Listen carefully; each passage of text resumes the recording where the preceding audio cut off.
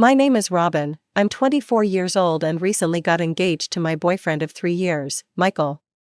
I work as a graphic designer at a small marketing firm in Boston, where I've lived my whole life with my parents and my older sister, Sheila.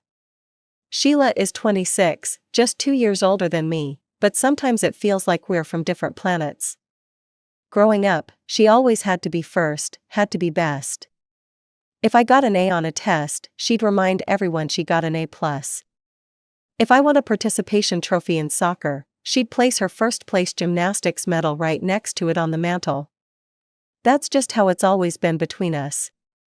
Our parents tried their best to treat us equally, but Sheila's intensity often demanded more attention. She's always been emotional, prone to outbursts when things don't go her way. Even as kids, if I was playing with a toy she suddenly wanted, she'd throw herself on the floor, screaming and crying until mom or dad intervened. Usually, they'd just give her what she wanted to make the crying stop. Despite all this, I love my sister, we just don't have the closest relationship. When Michael proposed last month, I was over the moon. We decided to throw an engagement party to celebrate with our friends and families.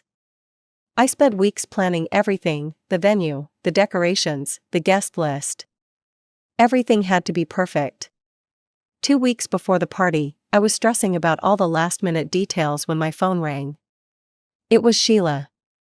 "Hey, Robin," she said, sounding unusually cheerful. "I was thinking about your engagement party, and I realized I haven't really offered to help. So, what can I do?" I nearly dropped my phone in shock. Sheila had never, and I mean never, volunteered to help me with anything. That's really nice of you," I stammered, "but I think I've got most things covered." "Come on, there must be something," she pressed. "What about the food? Have you figured that out yet?" As it happened, I was still finalizing the catering details. The vendor I'd originally booked had called that morning with an emergency cancellation. "Well, actually, I do need to sort out the food situation," I admitted. "My caterer just canceled on me." "Perfect," Sheila exclaimed, sounding weirdly excited. "I know this amazing catering company. They've been in business forever and have tons of great reviews. Let me handle it. I know all your favorite foods, and I promise I'll make it special." "Just remember I'm allergic to peanuts," I said, as I always did when someone else was handling food for me. My allergy was severe, anaphylactic reaction severe. Everyone in my family knew this. "Of course I remember your peanut allergy," Sheila said, sounding almost offended. "I'm your sister, I'll definitely account for it." After we hung up, I sat there wondering if I'd made a mistake. But then I thought, maybe Sheila was finally maturing. Maybe she was genuinely happy for me. Maybe, just maybe, this engagement party could be the beginning of a new chapter for us as sisters. The night of the party arrived, and everything looked beautiful. The venue was perfect, the decorations were elegant, and all our guests seemed to be having a wonderful time. Michael looked handsome in his suit, and I felt pretty good myself in my new dress. I was so busy greeting guests and making sure everything ran smoothly that I barely had time to eat. I mostly just sipped champagne and fruit punch as I moved from group to group, accepting congratulations and showing off my ring. Around 9 p.m., after several hours of socializing, I was starting to feel drained. I found a quiet corner to catch my breath when Sheila approached, carrying a small tray of fancy-looking sandwiches. "You haven't eaten anything all night," she said, looking concerned. "I had these made especially for you. I watched them prepare everything, so I know they're safe. Try one, they're delicious." The sandwiches looked amazing, little triangles of bread with some kind of creamy spread and herbs. I took one and bit into it.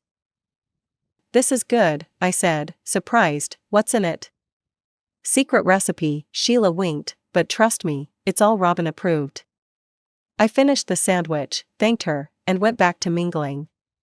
About 15 minutes later, I started to feel strange. My throat felt itchy, and my face felt hot. At first, I thought maybe I'd had too much champagne, but then I recognized the symptoms. Panic surged through me as I realized what was happening. I touched my face and felt the hives forming. I tried to call out for help, but my throat was swelling. I couldn't get enough air. I stumbled toward Michael, who was talking to his parents across the room. People started noticing something was wrong.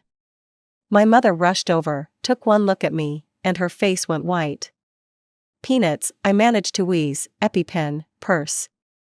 My mom ran for my purse while Michael caught me as my legs gave out. The last thing I remember was the look of horror on his face as he lowered me to the floor, already calling for an ambulance on his phone.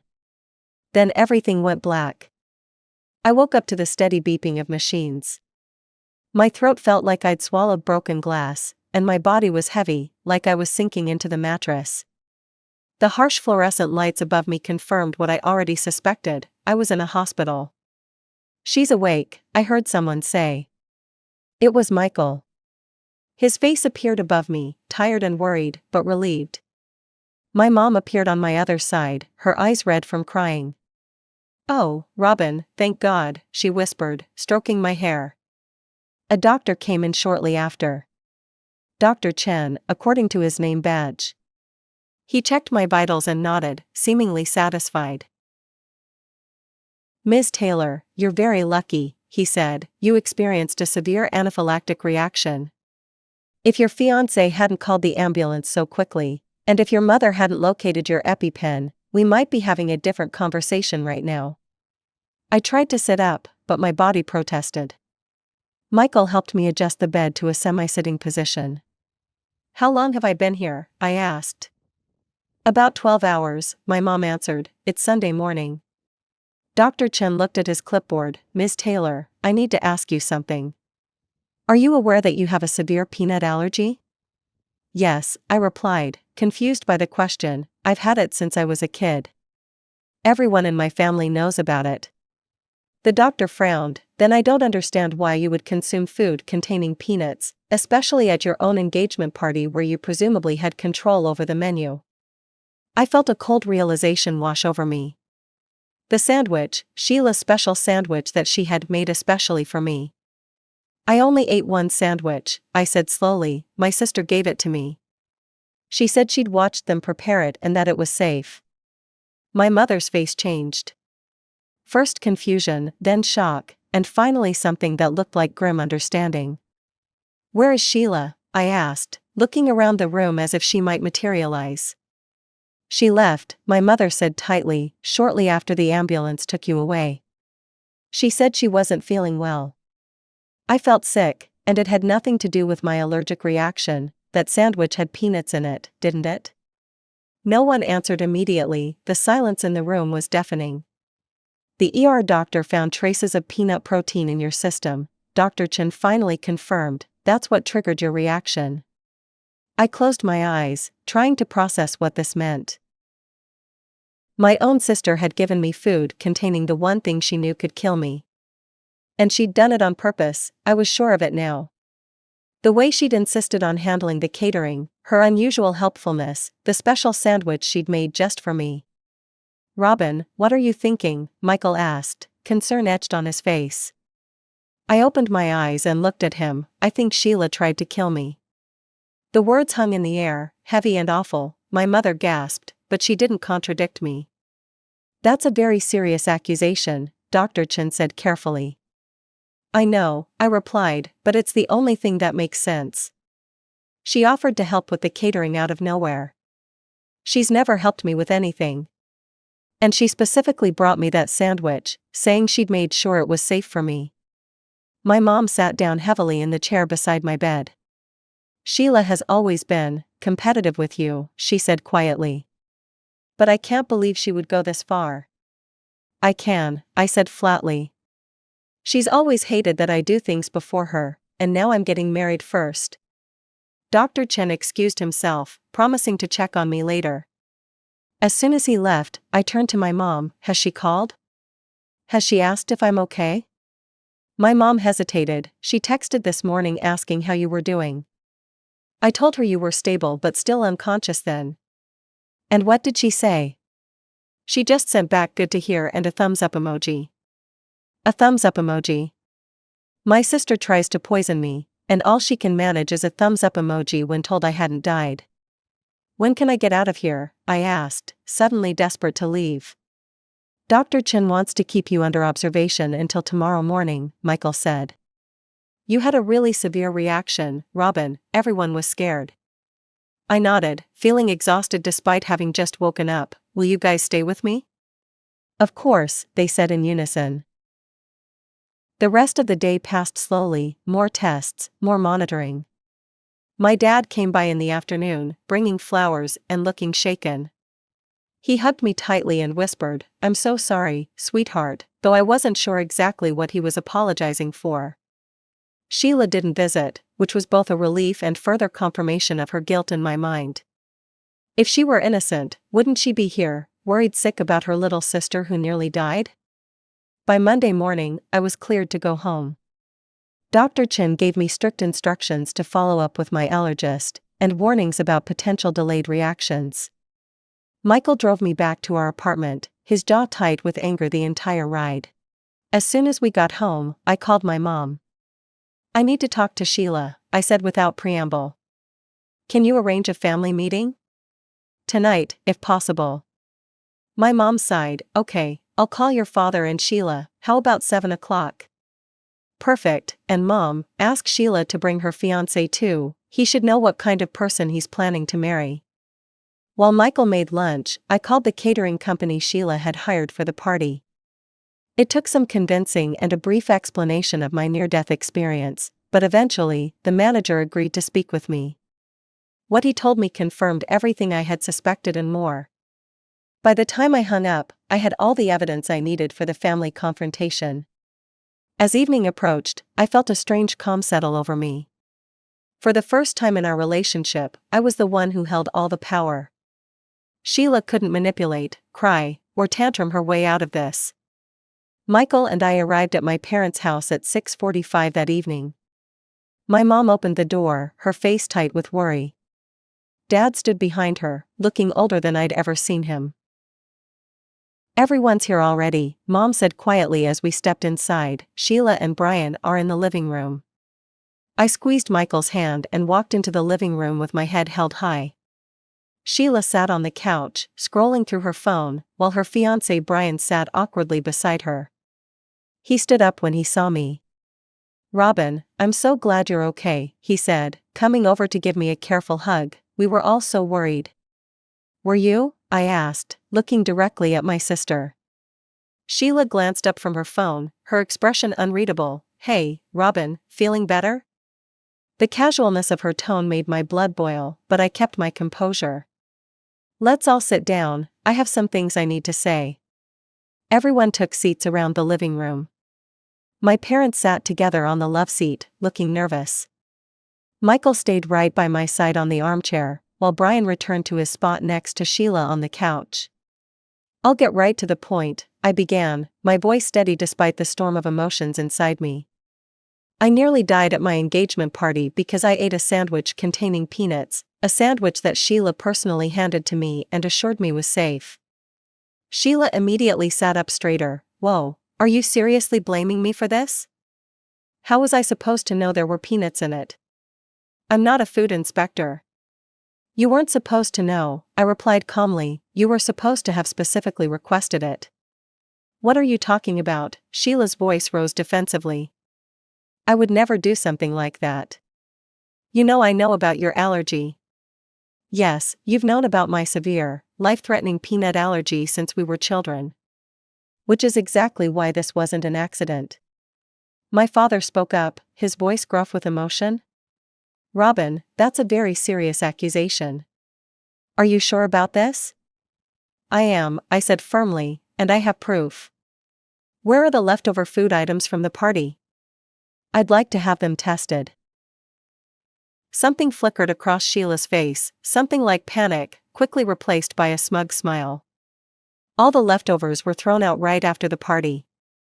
You know, while everyone was distracted by your little medical emergency. The way she said little medical emergency, like my near-death experience was an inconvenience, made my mom gasp. Sheila, Mom exclaimed, how can you talk like that? Your sister almost died. Sheila rolled her eyes. She's fine, isn't she?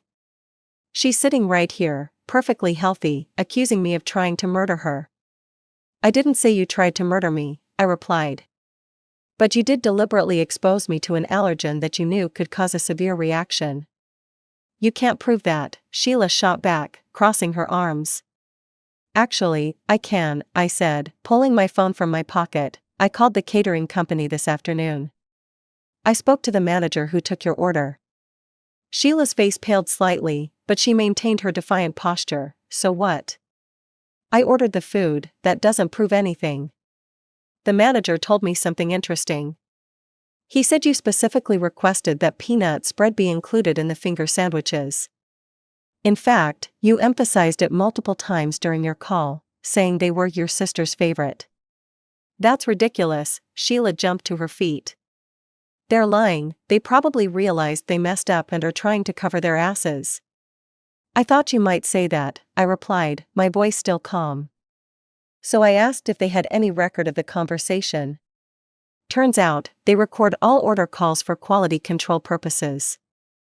I held up my phone, the manager emailed me the audio file. Would you like to hear it? Without waiting for a response, I pressed play. Sheila's voice filled the room. Yes, and I need to make absolutely sure the finger sandwiches have peanut spread in them, recording Sheila said. It's very important, they're my sister's favorite. No, don't list it on the menu card. It's a surprise. I stopped the recording and looked up, the room had gone completely silent. My father's face had turned an alarming shade of red. My mother had her hand over her mouth. Brian was staring at Sheila like he'd never seen her before. No, Sheila suddenly screamed, jumping to her feet, this isn't fair. Robin is trying to frame me. She's always been the favorite, always getting everything she wants.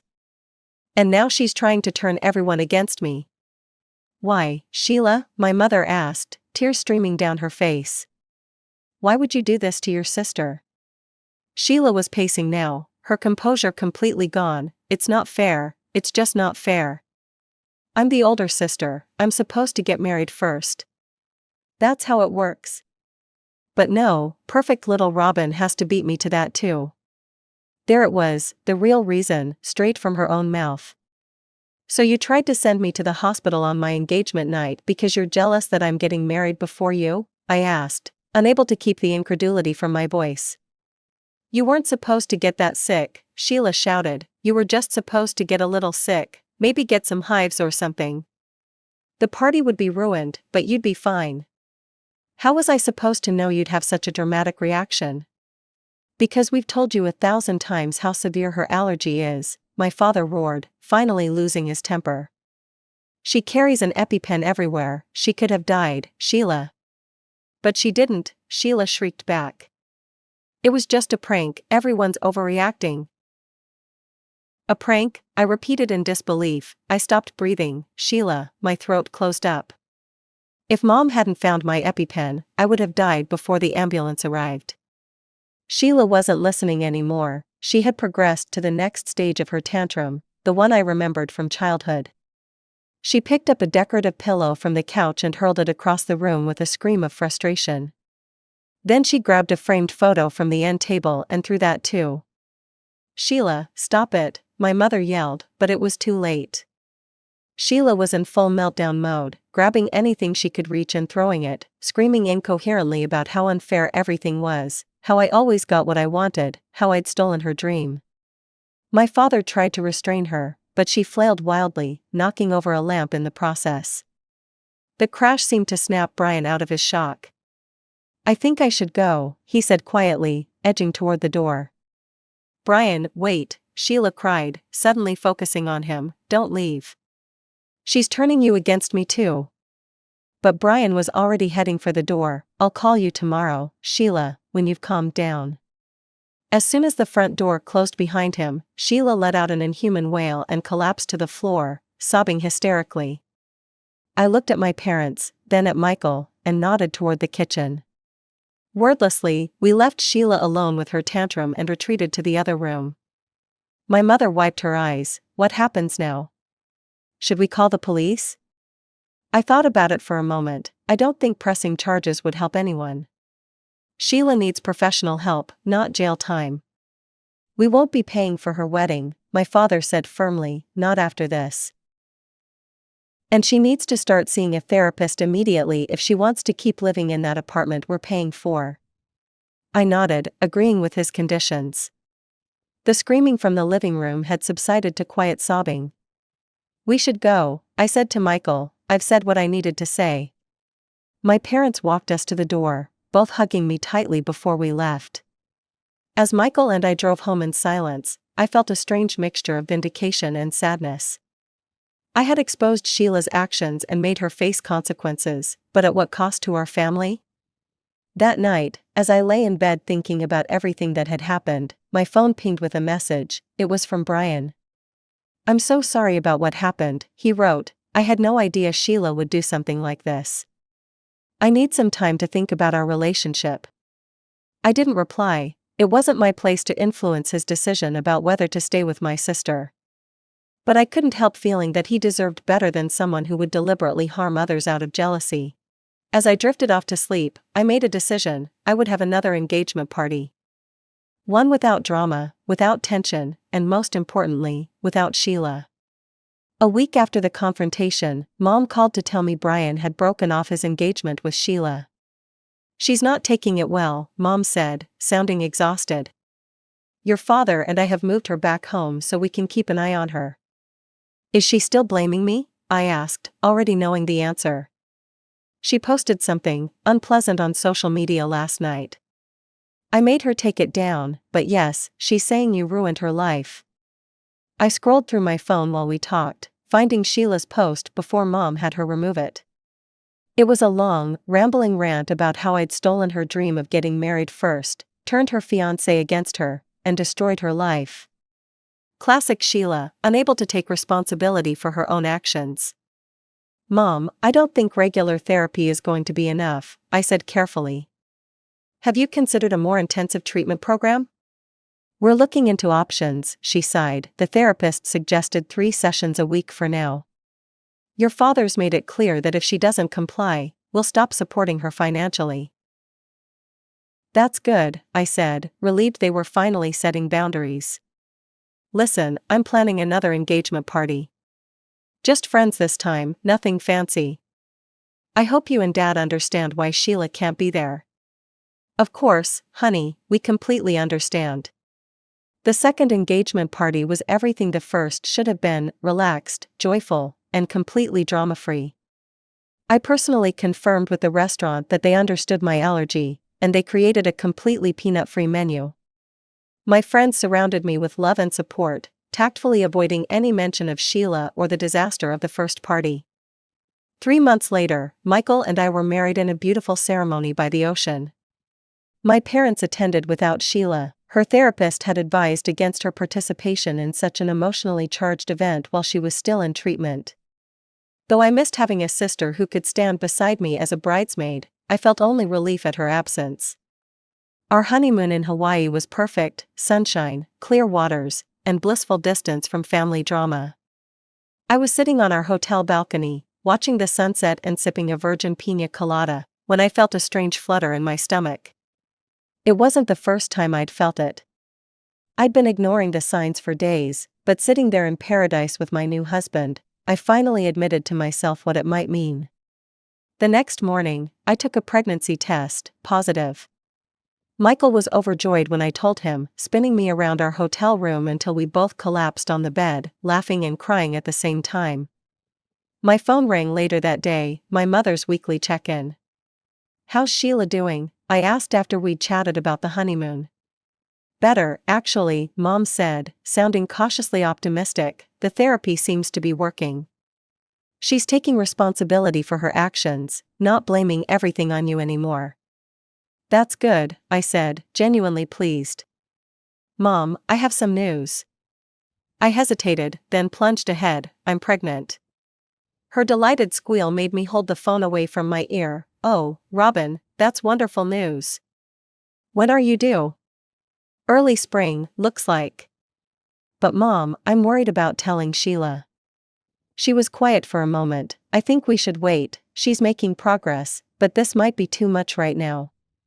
I agreed, and we spent the rest of the call discussing baby names and nursery colors. As our flight home approached, I found myself unexpectedly anxious. I wasn't ready to face Sheila yet, wasn't ready to navigate her potential reaction to my pregnancy. Despite Mom's assurances that she was improving, 2 decades of her volatile behavior had taught me to be wary. "We'll take it one day at a time," Michael promised as we boarded our flight home. "Sheila's recovery is her responsibility, not yours." He was right. I had a husband who loved me, a baby on the way, and my whole life ahead of me. For too long, I'd let Sheila's emotions dictate my choices, my happiness. It was time to focus on my own family.